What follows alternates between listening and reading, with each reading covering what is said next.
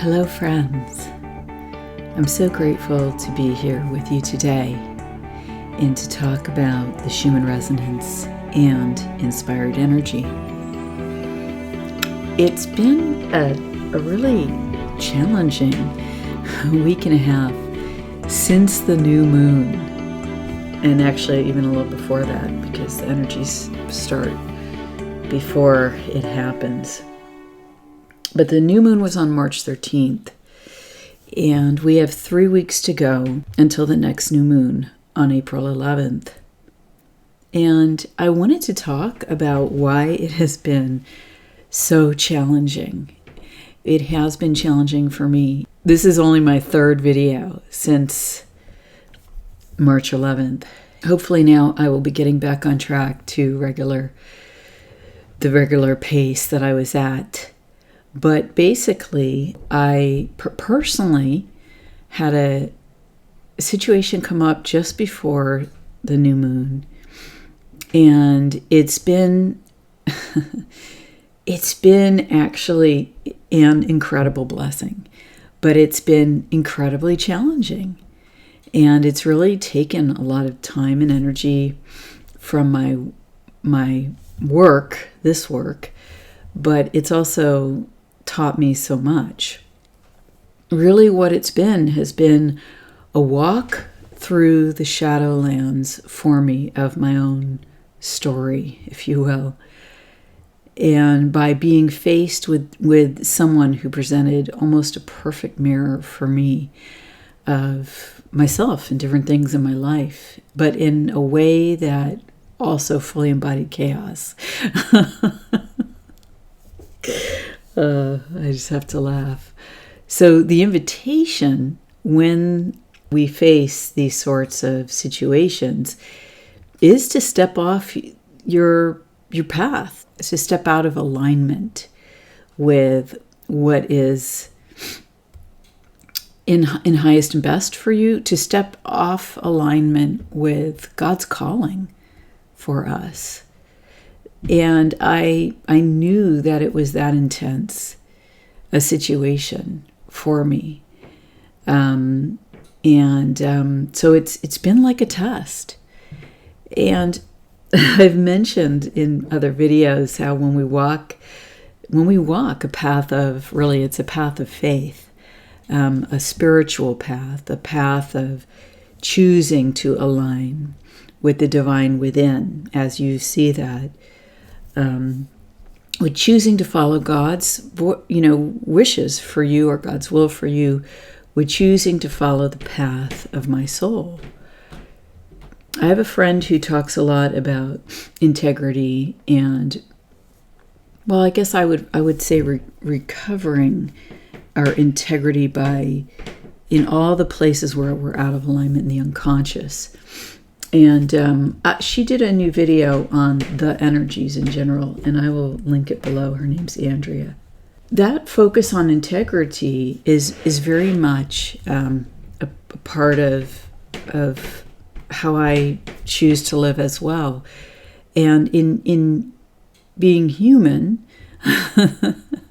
of course, we do the best we can, and in every moment, it just is what it is. We're imperfect. We don't have the knowledge, the full knowledge that of the divine, right? And from the point of view of the divine, we're doing the best we can, walking in darkness sometimes, and sometimes just walking by faith.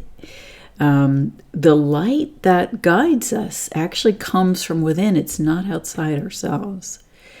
And so the reason that this time, in my view, has been so potent, just let's say the last 2 weeks in particular, is that we are at the end of major cycles in astrology in particular. And Laura Walker from the oraclereport.com, she describes astrology as an electromagnetic science. And I'm in agreement with her take on that. She's very, very studied in the area. So I don't know all the details of it. but those are easy to find through Google. But basically, we are at the end of cycles that go from 700 years, where this last cycle ended in the 1200s. I mean, the last cycle started in the 1200s and ended recently, to cycles of 20, 40 years. A lot of this involves Aquarius and planets coming together, and Aquarius, or moving out of Capricorn, or meeting in Capricorn and then moving into Aquarius. So the bottom line is that it all revolves around this idea of a shift to the age of Aquarius from the age of Pisces. Rather than focus on that, because astrology is not my area, but what is my area is energies. And so what you have here is you have energies that were moving a certain way, they were trending a certain way. And the natural year begins essentially at Easter. And there are many different, at this time of year is essentially celebrated in many different ways across faiths and religions, whether it's, Beltane, or it's, I forget what the Buddhists call it. It starts with a W, we something, or all the other faiths that are on Earth. But basically it's about, the spring being the start of the natural new year. And that coincides with the new moon, which is on April 11th this year. So we are in the last month, okay, the March 13th new moon to the April 11th new moon. This is the last month of the last year of some of these major cycles, some being about, one of them in particular being about 700-year cycle. Okay, the last time that cycle was in place, major things happened. My friend Ralph and I were talking the other day, and he was talking about how the beginning of that cycle started the Renaissance in Europe, and in Italy and in Europe. The beginning of that cycle in the I think it was the mid to late 1200s was also the precursor for the sacrifice of the Templars. The Templars were all murdered, or some large number of them were murdered in a large fire in a building. They were all locked in and set on fire. So that was in 1307, on October 13th, 1307. So the idea at that time was to take them out of influence for that 700-year cycle that has just ended, fascinatingly enough. Of course, their influence remained because the true adherents, I suppose, and I'm just saying this from my sense of it intuitively, were about aligning with divine will. And that's something that the divine has control over, no other being. So I thought that this quote was very appropriate. To open their eyes and turn them from darkness to light, and from the power of Satan unto God, that they may receive forgiveness of sins and inheritance among them which are sanctified by faith that is in me. So basically, this is a prayer, that our eyes be opened, that we turn from darkness to light, that we turn back into alignment from stepping away from the light of God within us, from the divine light within us, back into alignment with the divine light within us. And that we may receive forgiveness of sins. Okay, sin is essentially, bottom line it, sin is separation from God, us separating ourselves from God. So that we may come back into union with God individually in our lives. And that we may receive an inheritance the inheritance that God wishes for us, the inheritance that the divine has for you specifically in your life, the inheritance of your soul, the incarnate being that you are, the spark of divinity of the Creator that resides within you. To receive that back into you is, in my view, to receive the Christed light. And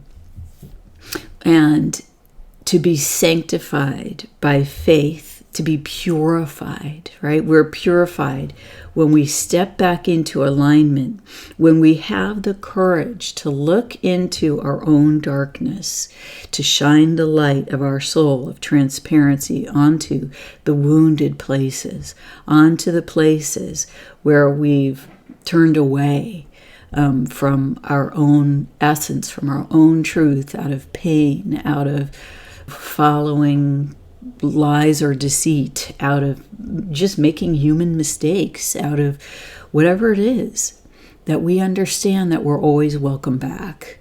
The parable of the prodigal son is essentially the story of us all, the story of humanity that returns back into union with the purity that we are, the soul that each of us is born with as a living human being, and exercising our free will choice to turn back into alignment, to align with divine will as you see it.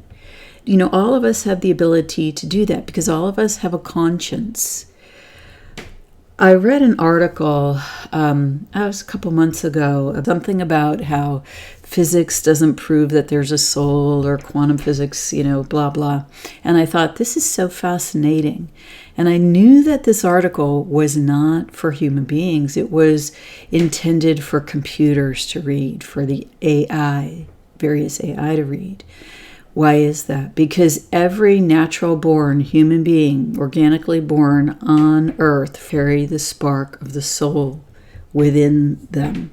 Okay, and that place, that location of soul connection, is a living location within the physical body, in the heart. So every human being has the ability to understand and know this, and it's without words. The conscience is without words. It's just an impulse that rises up through us that we know, and which we can choose to align with, we can choose to listen to, we can choose to act on, or not. Truly, the soul and God has no judgment upon us in terms of whether we align or not. That may sound strange, okay? But what I've seen in the energy work that I do, watching the Creator accept back beings of darkness who were of the Creator, it's always with love.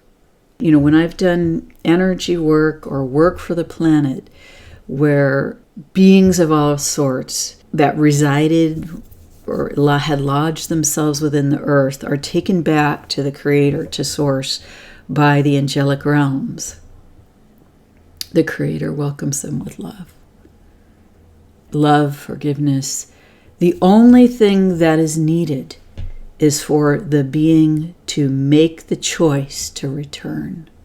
And ultimately, that judgment is a self-judgment, whether it's a being that is non-physical or whether it's a human being.